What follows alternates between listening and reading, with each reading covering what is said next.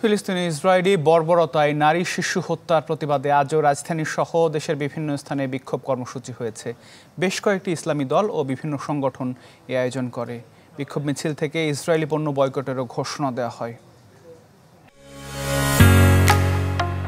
ঢালাইয়ের সেরা premier cement,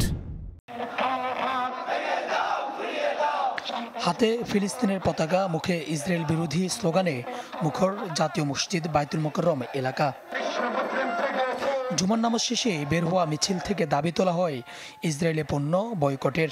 ফিলিস্তিনিদের পক্ষে আমরা থাকতে চাই, ইনশাল্লাহ তাদের হয়ে আমরা ইসরায়েলের বিরুদ্ধে আমরা যুদ্ধ করতে চাই ইনশাল্লাহ। ইসরায়েলি পণ্য বয়কট করে যে যেইভাবে পারি আমরা আজ গাজাবাসীদের পক্ষে, রাফার পক্ষে অবস্থান করব।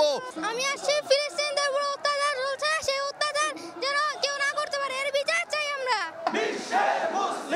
বিক্ষোভ মিছিলের পূর্বে সংক্ষিপ্ত সমাবেশ করে ইসলামী যুব আন্দোলন। দলটির নেতারা বলেন, বিশ্বের মডেল রাষ্ট্রগুলোর নিশ্চুপ হয়ে থাকার সুযোগ নিচ্ছে ইসরায়েল। আহ্বান জানান মুসলিম দেশগুলোকে ঐক্যবদ্ধ হয়ে ফিলিস্তিনের পাশে দাঁড়ানোর।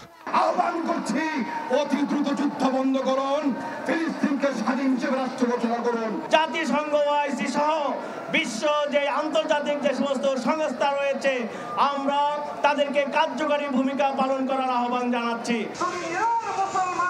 এদিকে ইসরায়েলি বর্বরতার প্রতিবাদে কাকরাইলে বিক্ষোভ সমাবেশ করেছে জাতীয় পার্টি। তাদেরকে যেভাবে হত্যা করা হচ্ছে টার্গেট করে, এটা বিশ্ব বিবেক কিভাবে মেনে নিতে পারে? এটার বিরুদ্ধে আমরা কেন সোচ্চার হব না? সারা বিশ্ব কেন সোচ্চার হবে না? ফিলিস্তিনে গণহত্যা বন্ধ ও শহীদদের রুহের মাগফিরাত কামনায় দোয়া হয়েছে বরিশালে। রাজশাহীতেও সংহতি জানিয়ে বিক্ষোভ মিছিল করেছে বেশ কিছু সংগঠন।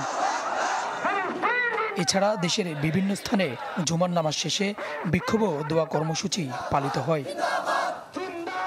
সুলতান মাহমুদ আরিফ, চ্যানেল 24, ঢাকা।